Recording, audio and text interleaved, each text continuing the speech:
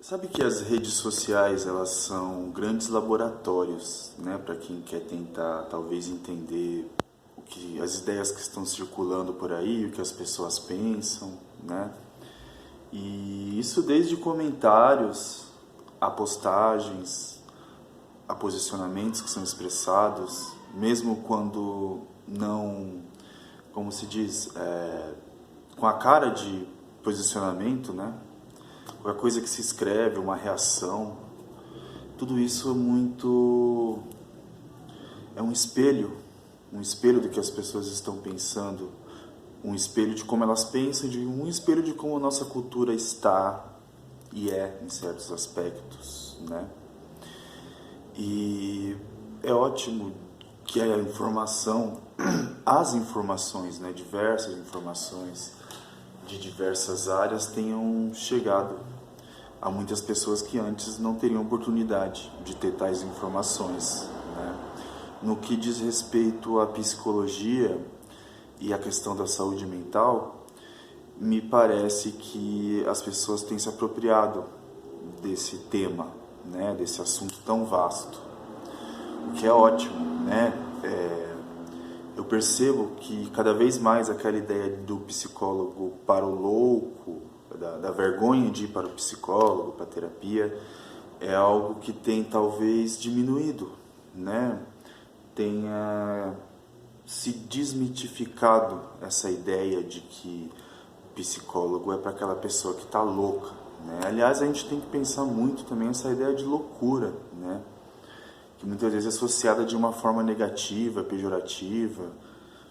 E no fundo todos nós somos um pouco loucos, né? Nossa cultura é louca. E tudo bem. A questão é, bom, da questão do acesso à informação e da apropriação das pessoas a respeito de questões de saúde mental. Eu, pelo menos, fico muito satisfeito quando vejo, por exemplo, uma figura que talvez há tempos atrás não seria tão suscetível a procurar psicoterapia e de repente está ali, sabe? Uma figura talvez...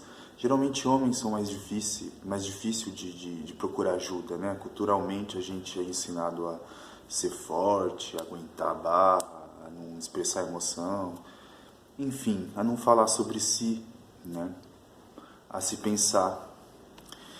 E é muito bacana quando se vê figuras improváveis em uma psicoterapia, se é que se pode pensar isso. Talvez isso seja muito da minha fantasia também, mas me parece que tem aí um fundo de verdade. E nessa coisa da saúde mental, da psicologia, está assim na rede, né, nas redes sociais, nas postagens, nos programas de TV tem se falado também. É bacana, acho positivo, acho bem positivo. Só que assim, criticamente, se a gente for começar a analisar bem algumas coisas, muitas vezes se reduz a ideia de saúde mental e a ideia de psicologia mesmo informando, né? Por exemplo, a depressão, né? A depressão é muito falada na televisão, na mídia, né? Nas redes, né? Principalmente, eu acho que as redes hoje têm um peso bem maior que a televisão, ou pode ser um engano também, porque muita gente não tem acesso à internet ainda. Mas enfim, a questão é que o acesso se expandiu muito e as redes hoje têm um poder enorme, né? Até porque é uma coisa interativa, né? É quase um mundo paralelo, né? Enfim, eu acho que dá para divagar para vários lugares. Só que à medida que vai se entendendo, por exemplo, a depressão como doença, né? É muito importante, foi muito importante que a depressão tivesse sido entendida como doença, porque até um tempo atrás ela não era tão levada a sério, né? Muitas pessoas associavam depressão à preguiça, enfim, não levava a sério, né? Muitas coisas que vocês já devem ter ouvido por aí. E ok, eu acho que é legal, ela está incluída lá no DSM, né? Enfim, que é o Manual Diagnóstico Psiquiátrico, né? Dos transtornos. E ela é entendida como algo que até, por exemplo, pode fazer com que uma pessoa seja afastada do trabalho, né? O que é positivo, porque o trabalho ele tem lá seus mecanismos que facilitam determinados tipos de sofrimento, diversos tipos de sofrimento. Então, ok, legal, a depressão, a ansiedade entendida como doença, né?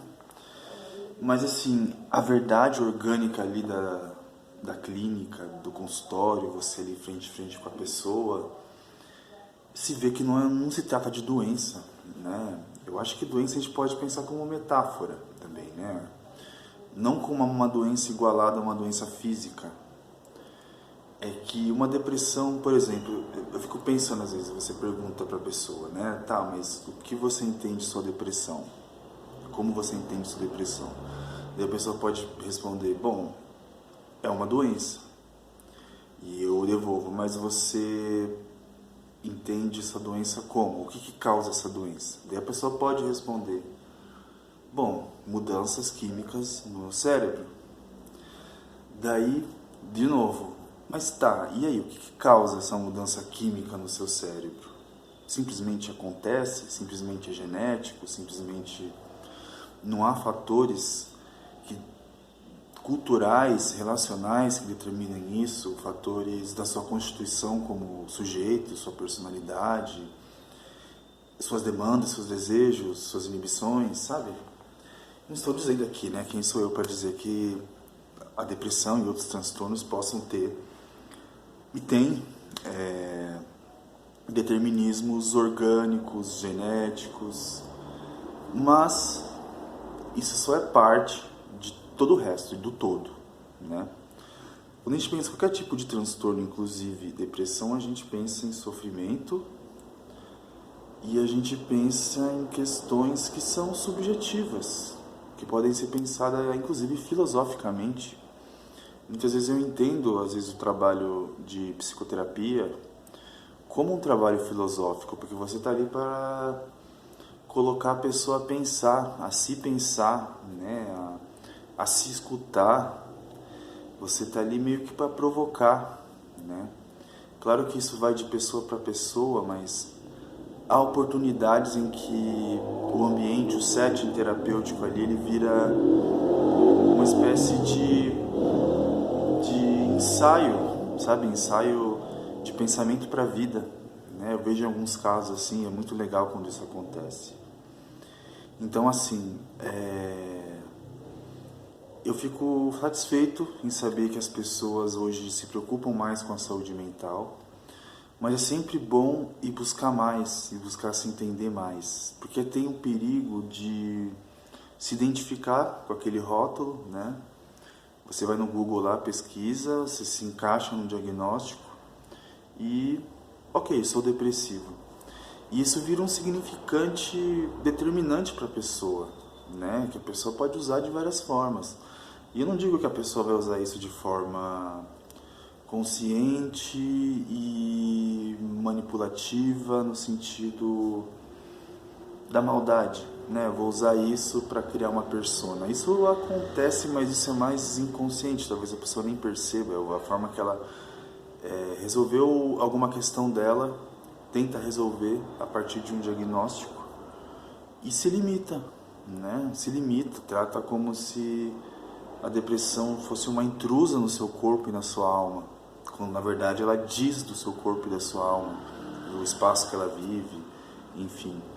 Isso tira um pouco a responsabilidade do sujeito, né? Em qualquer caso, em todos os casos, assim, seja qual for o diagnóstico do transtorno, né?